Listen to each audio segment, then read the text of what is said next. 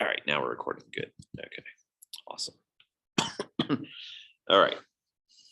So my main goal for today is just to finish up this chapter 22, I believe, is what we're in here. Maybe it's 21. Maybe it's 21. And talk about the rest of cholesterol. All right. So all sorts of fun stuff in here. Come on. All right. And if we look at our various lipoproteins, these are the ones that carry our triacylglycerols and our cholesterol through the bloodstream. When we first eat a big fatty meal, we get the chylomicrons. I think this is slide 84, and I think we ended like 1 or 2 slides after this. So this is kind of our recap in here.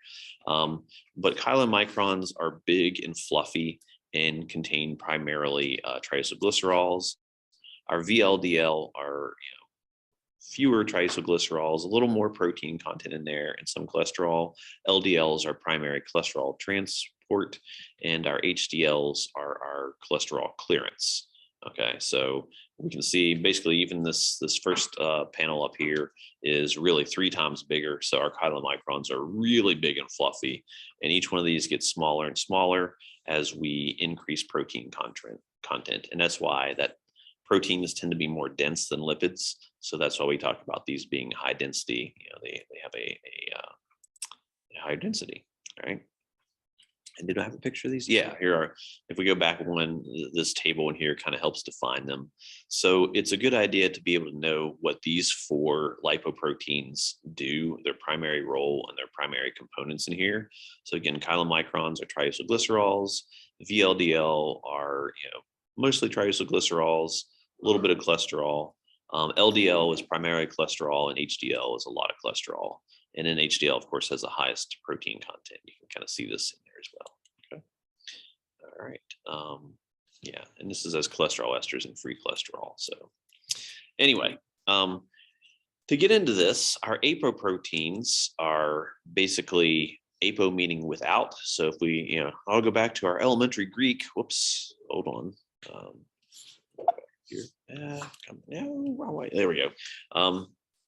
So the apolipoproteins are the protein part of a lipoprotein particle. So if we ignore the lipid components, so that means basically our triacylglycerols and cholesterol and our phospholipids, then we look at the proteins in there because they're the ones that are going to be responsible for doing whatever needs to be done.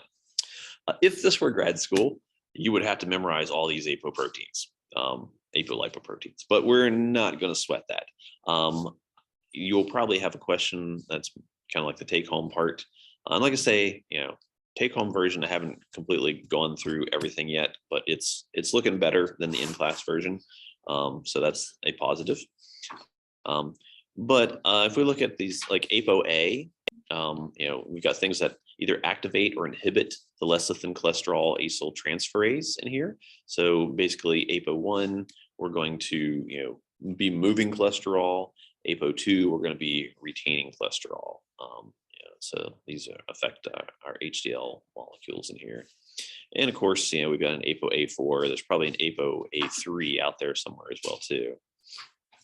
ApoB48 is one of the big ones because it's found in chylomicrons. Actually, I should probably say ApoB100 is probably the big one there. Cholesterol transport. Yeah, ApoB48 for cholesterol transport and clearance. ApoB100 binds to the LDL receptor. So our LDL particles, when they're going to transfer cholesterol into a cell, they need to bind to it somewhere to allow that to get transported in. So they're going to bind to the LDL receptor in there. If we look at ApoC, and I'm trying to come up with good mnemonics for these, but the ApoC proteins generally either activate or inactivate the lipoprotein lipase. So, when we cleave off our free fatty acids or prevent them from being cleaved off, I think that's what we're looking at there. I would look over them. You do not need to memorize them, but you need to be familiar with what they mean. And we're going to go into a little more detail here coming up.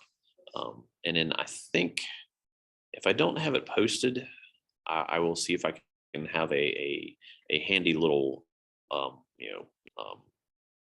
external component to kind of go over these in a little more detail as well too. ApoE is a very interesting one. I need to find the thing I had in grad school because it actually kind of showed the progression of these different components in here. I think chylomicrons kind of went, well, everything kind of comes from the liver, except HDL goes back to the liver. So our chylomicrons are, our initial big fatty acid transports in there. Our VLDL also come from the liver, and our LDL come from the liver. They're either delivering fat or delivering cholesterol, and then HDLs come back in there. There's a nice little pathway, and then you can actually find something called an IDL for an intermediate density lipid, where we're kind of halfway in between LDL and HDL, but we aren't going to sweat that because that's not really a true particle like these. It's just kind of like when you suck the fat out of what is it? It's like, you ever bite off a Twinkie and suck the cream filling out? Okay, no. Yeah. I've never done that. I've probably done other stuff there too, but I'm familiar with it. So it's like, we just want the sugary inside. So our LDL particle would be like the Twinkie, and our HDL would be like the Twinkie with the filling sucked out of it. Even that's not a great example, but yeah. And it's interesting because the ApoH, which we won't talk about because even in grad school we didn't talk about ApoH, but it binds things like cardiolipin and can play a role in inflammation and coagulation. So I probably got some ApoH in my thigh. Whew, man, that's I'm joking. I'm going to take a picture of that bruise every day. It's like, look, here's the blood pooled. Okay, now we're at bilirubin, and now we're at biliverdin when it changes to different colors and everything. All the degradation of the blood stuff there. All right, but back to our lipoproteins. Our chylomicrons, least dense, that ApoB48, ApoE, and ApoC2 are the major components in there. Allow them to interact and deliver their payload of fat. VLDLs contain a lot of triacylglycerols, but some cholesterol esters as well. And they have that ApoB100, the different ApoCs and the ApoE. You can see pretty much everything has ApoE in there. LDL is where we get rid of the triacylglycerols, and we mainly have cholesterol and cholesterol esters. And ApoB100 is the major one because it binds to the LDL receptor. Right? HDL is basically, once we suck out all the fat from our VLDLs and LDLs, we are left with HDL, which can then clear cholesterol and cholesterol esters, bring it back to the liver, and all that good stuff in there. Very high in protein, and there's a lot of ApoA1 in there for the what's ApoA1? Activating the transporter. Right, help clear them. Okay, so if we look at this, ApoC2 activates this lipoprotein lipase, which cleaves off the free fatty acids. So we have our triacylglycerols in there. Our lipoprotein lipase cleaves off fatty acids. And then they can be used in like say muscle or heart tissue for energy. So that's how we can get them there. When the fats are depleted from our chylomicron, the remnants go to the liver and they get absorbed through endocytosis. And if you have a very high fat diet, then you'll have a lot of fat in there. You can end up with a fatty liver. VLDLs are similar in some regards. Again, we have a lot of free fatty acids in there, so they'll have ApoC2 to do that. The adipocytes will take those up and convert them into triacylglycerols and store them. So our VLDL is going to, our chylomicrons go to like muscle and heart tissue and liver. Our VLDL goes to adipose tissue. And it's like, here's extra fat. We can store it for later. All right. And of course, they can also go to muscles as well too to use it for energy in there.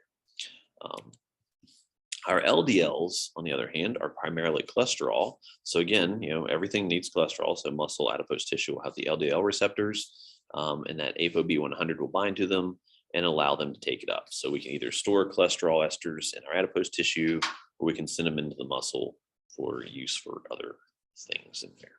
And of course, we can have various other cells that will use cholesterol as a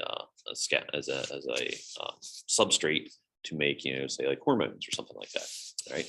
HDL is our good cholesterol. It's our scavenger. It picks up the cholesterol from the cells and returns it to the liver, where it can be metabolized into things like bile salts And it will also catalyze the conversion of remnants. So after we suck out all the stuff from LDL and VLDL, we can convert them into HDLs to help clear things away. And the goal is to just not have excess fat or cholesterol clogging up the bloodstream, because it will literally clog up the bloodstream. And heart disease, you see that plaque formation where cholesterol and fatty acids can bind to the surface of the arteries and induce inflammation and kind of create a plaque as macrophages interact with them and try and get rid of them. So you get this kind of hard, you're not quite calcified, but this harder section. You don't have that flexibility of the arteries to flex like that. So it's the hardening of the arteries is this plaque formation, and then of course that can limit blood flow. So I think of fluid dynamics. Go back. Why do we have to take physics? Well, you got the fluid dynamics through a pipe in there. If you narrow that because you've hardened the arteries with the plaque formation, then you have a higher pressure in there. So elevated blood pressure can result from that. All these, play factors in heart disease and stroke and all sorts of good stuff in there.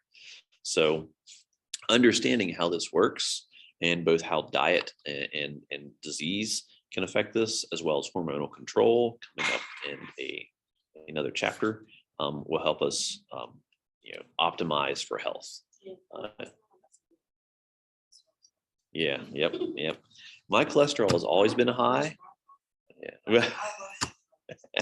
At least you're not sucking down Mountain Dew, which the high sugar content induces more storage of fat in there. So I try to stay with it because I'm really Sprite. I'm on Sprite. Still sugar. So yeah. But water is healthier. Even like diet drinks are often bad because depending on what they're flavored with. I think sucralose has a high glycemic index. I can't remember one of them. Yeah. So it that's why I said don't the pH of water doesn't affect like that's extra too. Because the water bottles aren't regulated, so they can have like up to 80% fluoride. It's like a sweet. That's what I'm saying. It's the same thing as you eating. Like they say water, like you lose water. It's a sweet spot. Like you got too little, it ain't really healthy. It's just there. Too much, they'll harden. That's why I hope it makes you, like catching. Yeah, when you're a kid, like the kids that have like they make their bones. I know adults will like that. So if I were vain, I would complain. My teeth are kind of yellow, and it's funny because I remember my dad. I went home for Thanksgiving one year, and I was like, "Man, your teeth look really good." And I realized, oh, he'd gotten dentures. So but I have like yellow patches all over my teeth as well too. And I wonder if my bones are yellow, but we kind of tracked that down. I was actually part of a study. There were like 4 factors that can contribute to that, but I think it ultimately came down when my mother was pregnant. She got some sort of infection and they gave her tetracycline. So tetracycline can induce that yellow staining within bone tissue. So that's why I got yellow teeth. Not like I'm a smoker or anything. Some people just have naturally yellow teeth. Yeah.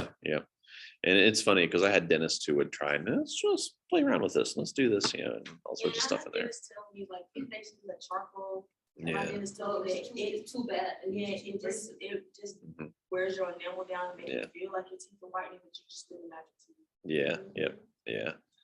All right. Especially for peroxide is Yeah, natural. my grandma uses peroxide. She used it for like the past. That's what my years, years and like she has it. She still have all her natural. I used to like I was spoiled because I had really thick enamel, so I didn't get cavities for a long time. So I didn't need to brush very well. But yeah. So I don't know if my kids are lucky or not, but they have thinner enamel, so they need to take more care. All right. But back to our cholesterol and fat.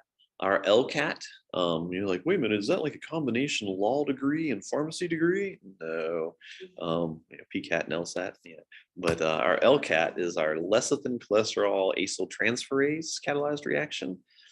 This occurs in the HDL. So here we are taking our cholesterol, and we have this, phosphatidylcholine, or lecithin as it's sometimes called, and we can actually make this cholesterol ester. And the reason we do this is so that we are kind of, reducing this, hydroxyl group, so that we don't have that hydrophilic section there. We can make it more hydrophobic. We get this lysolecithin, but we're not going to worry about that. But we make a cholesterol ester. This is what we're talking about here. And those are more hydrophobic, so we can pack them on the inside easier there. Because keep in mind, our various lipoproteins, we have the phospholipids on the outside with the protein on the outside, and inside is just fat and cholesterol esters. Okay.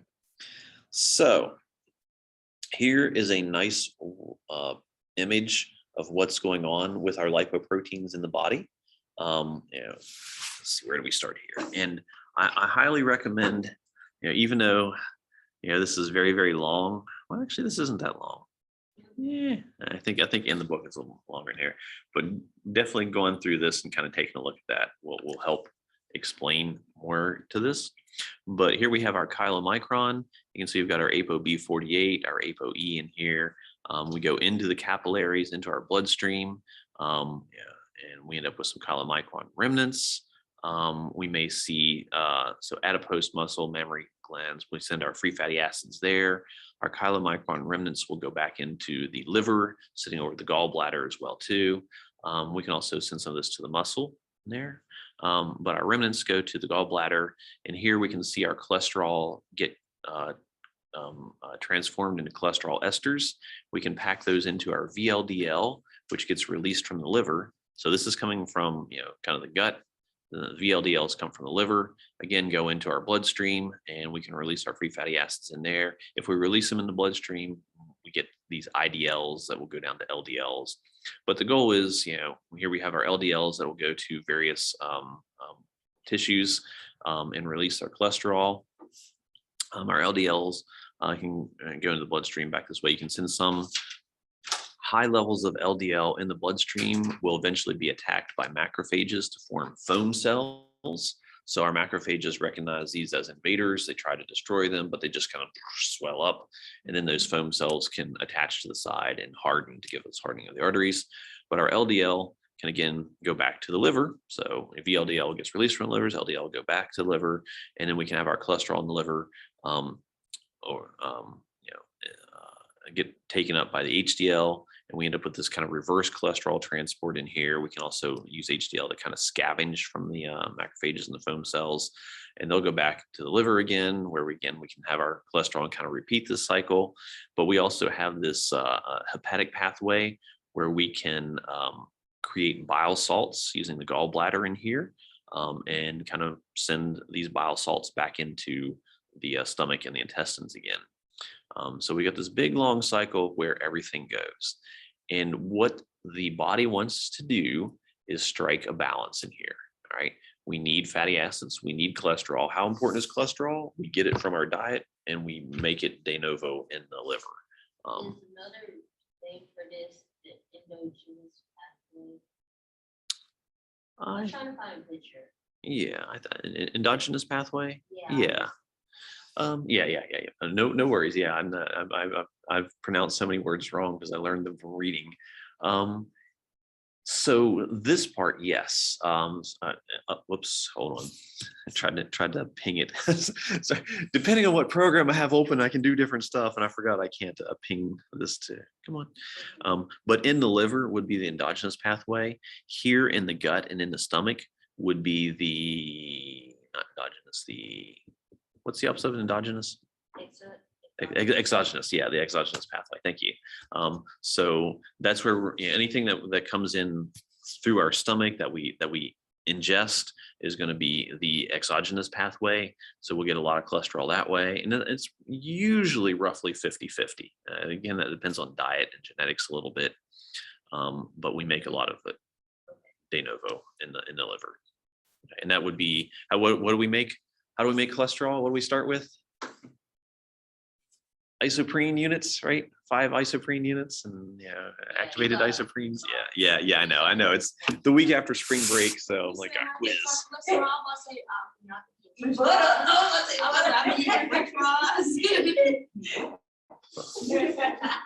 You just made my face like this, like your face. I said, Yeah. It was like, sorry, Oh, no. no, because he had touched his leg. Yeah.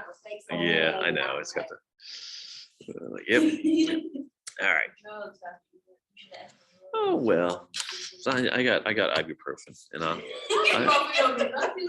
ibuprofen's great. I call it vitamin I. And yeah, this is nothing. It's just when I bend, particularly when I bend my leg.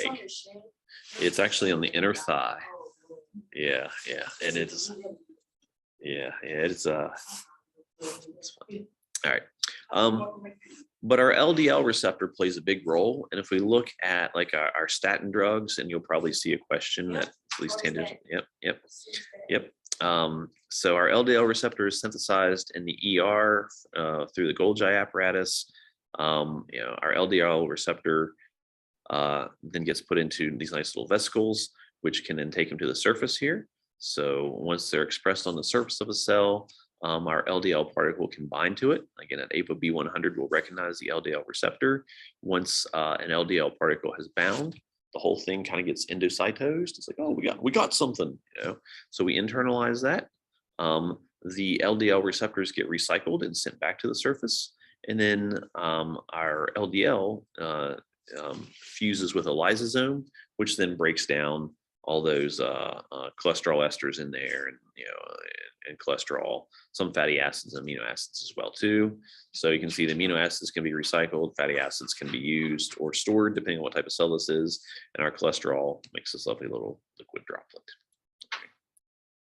All right. So we've talked about endogenous and exogenous cholesterol. We need it. It's important. We got multiple ways to get it. So clearly regulation of synthesis and transport is going to play a huge role. And there are multiple ways to do this. So we're going to talk about them, and you're certainly going to see this type of stuff again. So HMG-CoA reductase, remember our kind of initial step in there, we can modify that gene. So covalent modification, maybe we phosphorylate it or dephosphorylate it to turn it on or turn it off. That's one way. And that's just like many other enzymes. You can have a covalent modification to turn them on or turn them off in there, okay? We're also going to see transcriptional regulation of the HMG-CoA gene as well too. So if we need more cholesterol, you're going to make more HMG-CoA, and that's going to basically your gene is going to be upregulated. So covalent modification is very quick. We can phosphorylate, dephosphorylate, and minute time scale, second time scale. Transcriptional regulation is going to take days to weeks to make more of this as we adjust. So if you change your diet, you will slowly see your genetic expression pattern change to reflect that as well too. We can also look at the proteolytic degradation of HMG-CoA as well too. So how long does HMG-CoA reductase last in the body? The more it's there, the more cholesterol you can make, right? But if you target it to be degraded fairly quickly, then if it gets chopped up sooner, it can't make as much cholesterol, right? So we can target it for ubiquitination and degradation to reduce its activity. Okay. We can also activate ACAT. Meow. Right. Okay. Now, so you activate your cat and activate ACAT, and you increase esterification, so you end up storing more. Okay.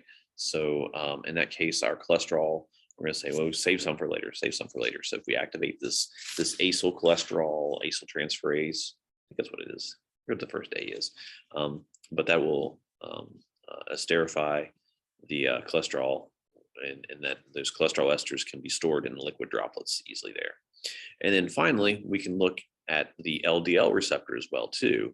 And we'll, just like our HMG-CoA gene, we can regulate the LDL gene as well too, the LDL receptor gene, and either make more or less LDL. So if we reduce the cholesterol in our diet, over time, you will see fewer LDL receptors on there. So you'll be bringing less cholesterol in, because if you don't have a lot of cholesterol, you don't need a lot of receptors to bring it into cells.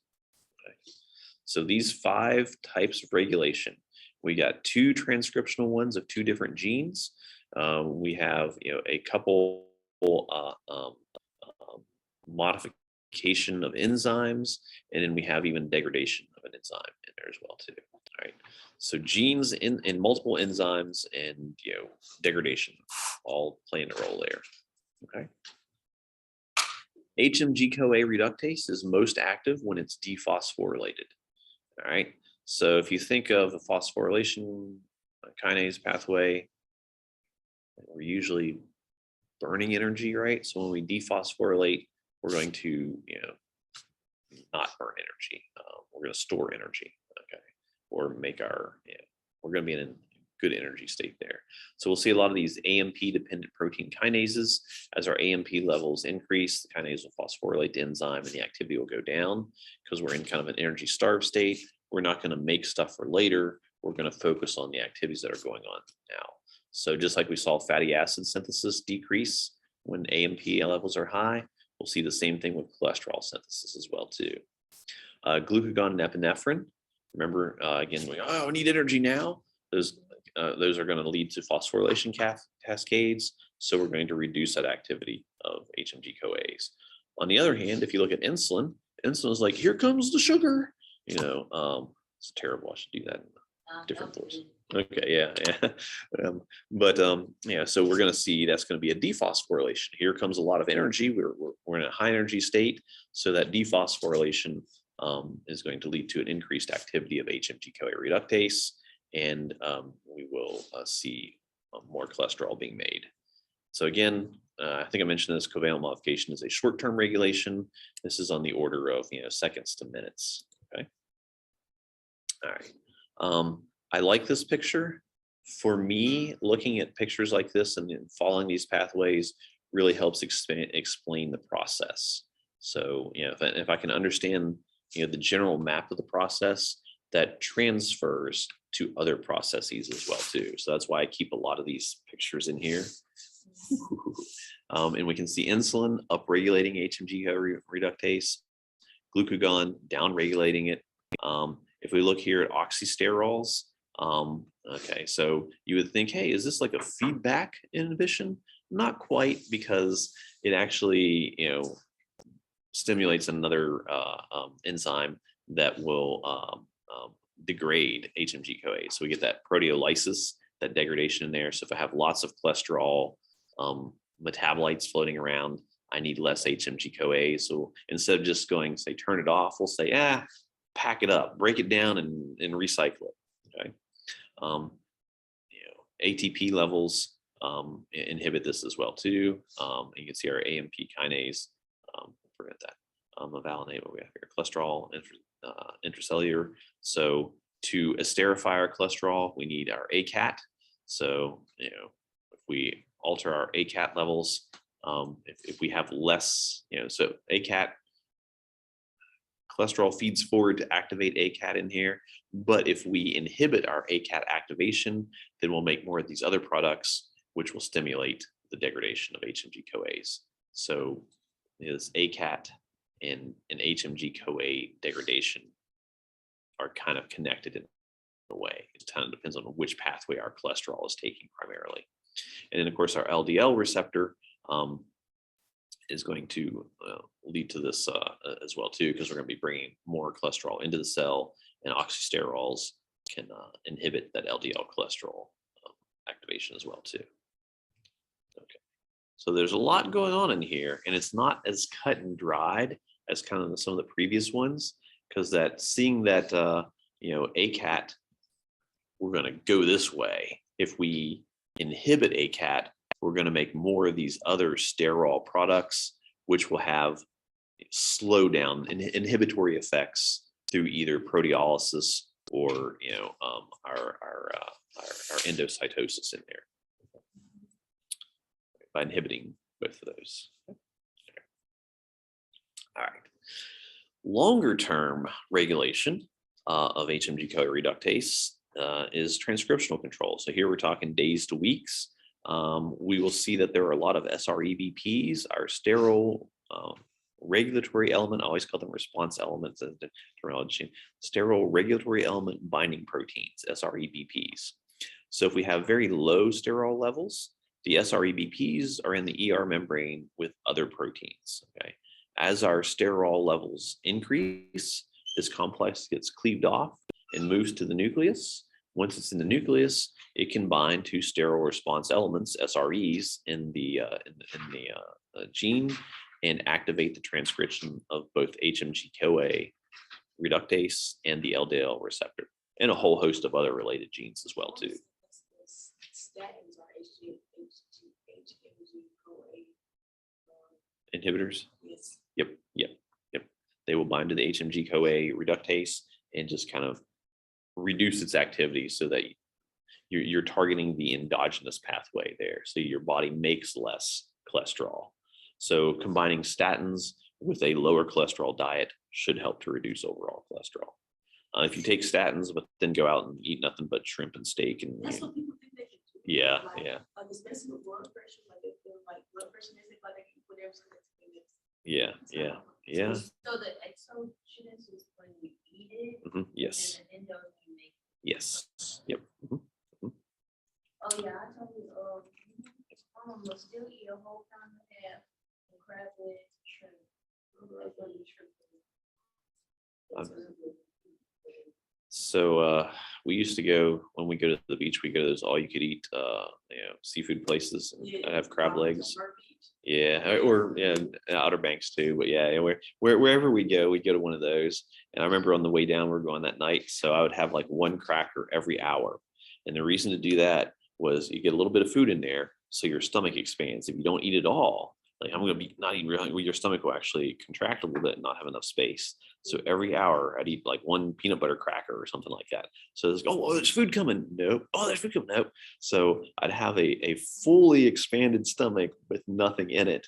And then I ate like 8 plates of crab legs. And I mean, it was ridiculous. I mean, the rest of my family was waiting a half hour for me to finish because I don't want to get my money's worth. That's how I was at the free barbecue. Me and my friend ate 10 pounds. Yeah. All right, but back to our SREBPs. We have these very complex ER membrane protein scaffolds in here.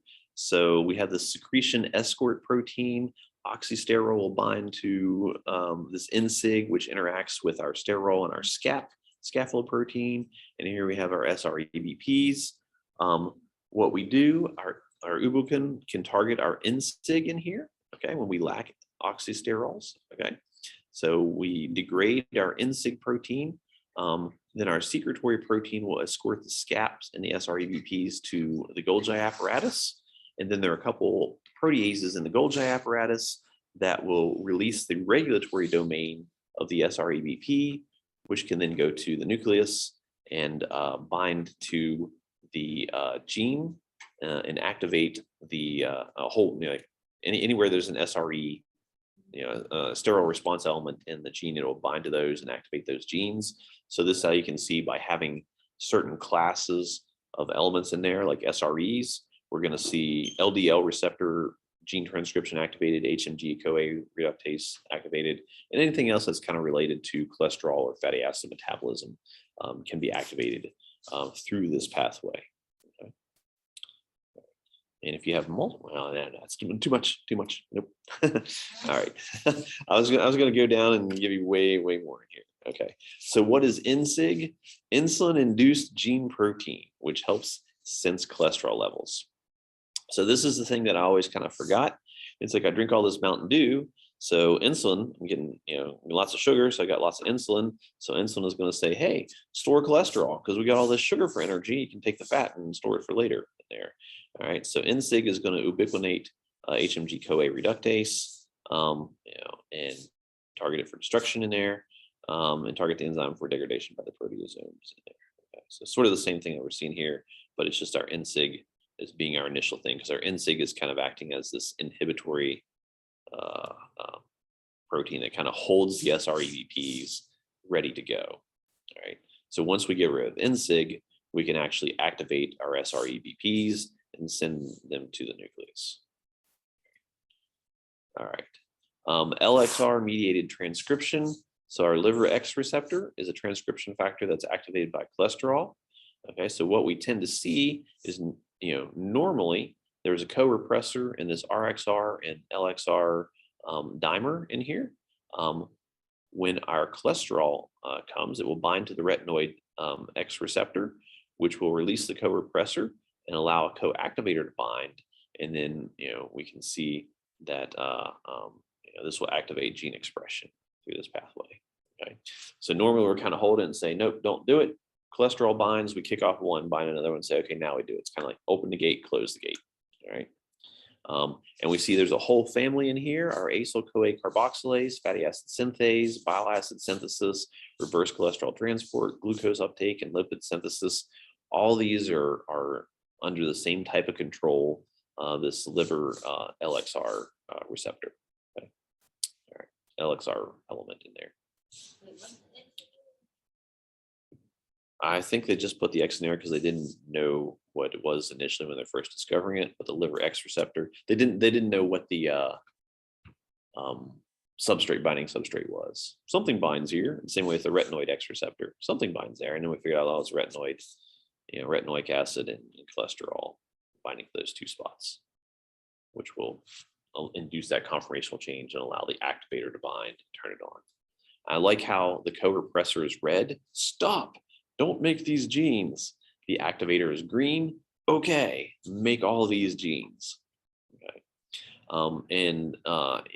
we could spend like an entire class, like an entire semester on these receptors, these types of receptors, because LXR and RXR are involved in a host of genetic controls in here. There's a bunch of stuff in here that are all related. Acetyl-CoA carboxylase, fatty acid synthase, all that stuff in there, lipid synthesis, even glucose uptake, our GLUT4 receptors. So if we have, a lot of sugar, a lot of insulin, we're going to induce a lot of fatty acid production and storage. All right. Genes activated by LXR, RXR are largely for cholesterol transport. So acetyl-CoA carboxylase, first enzyme in fatty acid synthesis.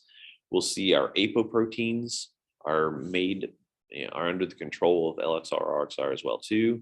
They're important for cholesterol transport, C1, C2, D, and E. Our GLUT4 transporter, okay, maybe that's not cholesterol transport, but that's glucose transport, which we have glucose, we're going to be upregulating. We're going to see that decrease in phosphorylation, so we'll be upregulating all our cholesterol activities, our HMG-CoA reductase, and our ABC transporters for reverse cholesterol transport, so that we can clear our cholesterol into our HDLs as well. So a bunch of genes, so this LXR, RXR control. All right. High levels of LDL. So we can talk about cardiovascular disease just a little bit. I'm gonna look and see. Give me just a second here. What slides we have left? Oh, okay. We'll try and be very speedy for these last few slides because we're talking about disease states now. But heart disease, multifactorial. There are a lot of components to it, but it correlates well with high levels of LDL and low levels of HDL. So, if you have high levels of HDL, that usually indicates a preventative factor for heart disease. So like I say, for me, for years, I had high cholesterol. My LDL was just on the edge of being high. My HDL was anywhere from like 25 to 40% higher than normal. So sure, I had a lot of cholesterol and LDL in there, but I was clearing it really efficiently. What made me change my diet is my LDL stayed high, and all of a sudden my HDL got low. And I'm like, oh, crap. Yeah. Yes. Yeah. And you may get a question about that, or I may actually do that as an in-class thing. Maybe I'll do it on Thursday in class because that's an older question I'll do. But it's an oversimplification to call LDL bad and HDL good. The ratio is maybe something to keep an eye on, but because this is multifactorial, there's a lot more into it. But as a very big simplification, LDL bad, HDL good. Our plaque formation, we kind of talked about this. We have lots of lipoproteins in the bloodstream. Then they can interact with a monocyte and get targeted by a macrophage in here. We end up making this big foam cell. The macrophage tries to eat it, but it's too big for it. So we get this big foamy cell. And then the foam cells can deposit on the sides of the arteries and in the membranes. And you see more fatty acid droplets in here. And so you kind of get this swelling, this kind of little hard form there. So you get this plaque. And that reduces both the flexibility intensity of the artery, and reduces its overall dimensions as well too, so that you get both hardening of the arteries and higher blood pressure. And of course, these plaques, if they break off, you form clots and all sorts of bad stuff in there, stroke and all sorts of things. There are people who have a mutation in the LDL receptor, which impairs the uptake of cholesterol. So the cholesterol will accumulate in the bloodstream. If you didn't get it into the cells, it's going to accumulate in here, and you'll see these more plaque formations in here. So this particular genetic mutation is associated with hypercholesterolemia and heart disease in here. So it's kind of like, insulin insensitivity. Here we have a cholesterol insensitivity. And then, every now and then you'll see like, some athlete, 24 years old or 20 years old have a heart attack and die somewhere. That may be somebody who is homozygous for this particular mutation. They have heart disease and die at a young age. Been laughing with my friends. I'm now old enough where if I die, it's like, oh, he was so young. People can't say that anymore. Too soon. No, not soon enough. All right. Statin drugs work to inhibit HMG-CoA reductase. Kind of mentioned this, and they lower that cholesterol synthesis. Again, multifactorial. These things are actually really well studied. We've got millions of data points now. Reverse cholesterol transport by HDL explains why HDL is cardioprotective. So we have all this cholesterol in here. Our HDL is working to get out excess cholesterol so that we don't get that plaque formation in there. The HDL is going to pick it up from the other tissues in the bloodstream and take it back to the liver. Okay, so as long as we have high HDL, we're clearing cholesterol. And you may end up with fatty liver. Maybe you get it depends on how well your liver is working to clear it. But our HDL is kind of picking it up to take it back to the liver. LDL and VLDL take it from the liver to other tissues. HDL brings it back to the liver. And of course, chylomicrons are just directly from the gut. And to finish up, cholesterol, one of the reasons cholesterol is important is because there are a lot of steroids that are derived from cholesterol. You get your mineral corticoids that help control electrolyte balance. If you do not have proper electrolyte balance, you're going to die. So kidney function in there are glucocorticoids to reduce inflammation and regulate gluconeogenesis. Important in there. Again, if you look at the gonad synthesized one, our sex hormones, progesterone, androgens. I keep meaning to fix this, estrogens. And would that be like a great for like some sort of cover band? We're the estrogens. But estrogen is what that should be. We can see here, I know at least for somebody's doing their senior paper on birth control. So progesterone, pregnenolone, all these in here. And you can see progesterone, you get cortisol, so our inflammatory response in here, allergic responses as well too. I don't know how bad your guys' allergies are, but the pollen's coming. I can feel my nose, twitching when I go outside in there. We can also see our sex hormones in there as well, and our corticoids. Side chain cleavage in here. I don't think I'm really going to ask too much about this. I will note just that when we start cutting off side chains for our cholesterols, it involves NADH and cytochrome P450. Cytochrome P450 is used in clearing a lot of drugs in there. So this brings us to the summary. This is the big summary, right? This is a huge, long chapter.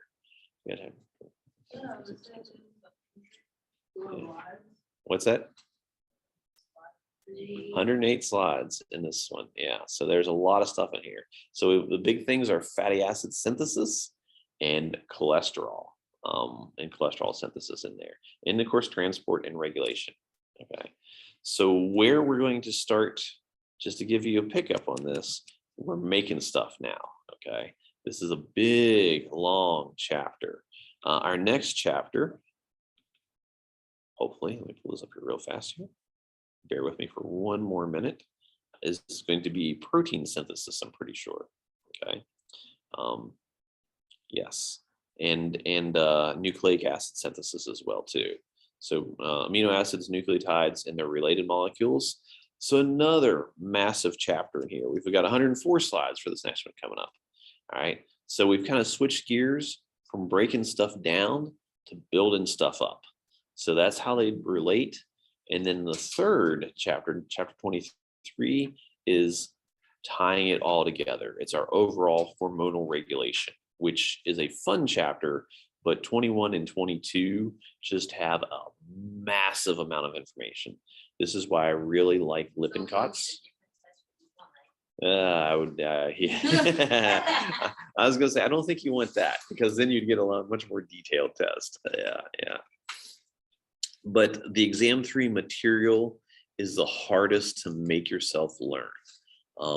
But that chapter 23, that hormonal control of regulation, the overall organismal regulation, is where it all ties together. And you get to talk about this, cardiovascular disease or diabetes, or starved state versus fed state. What happens in the entire body, which is fascinating. It's also hard at times, but if you can start seeing those processes and understanding that, then you're really starting to put together how the body works biochemically. And then after that, when we get to 24 through 28, we're into something completely different. No more metabolism. So usually people are happy then. Although, there's a lot of crap there. Okay. Anyway, I will stop recording. I'll let you guys get out of here. Let's open this up, right? Yeah.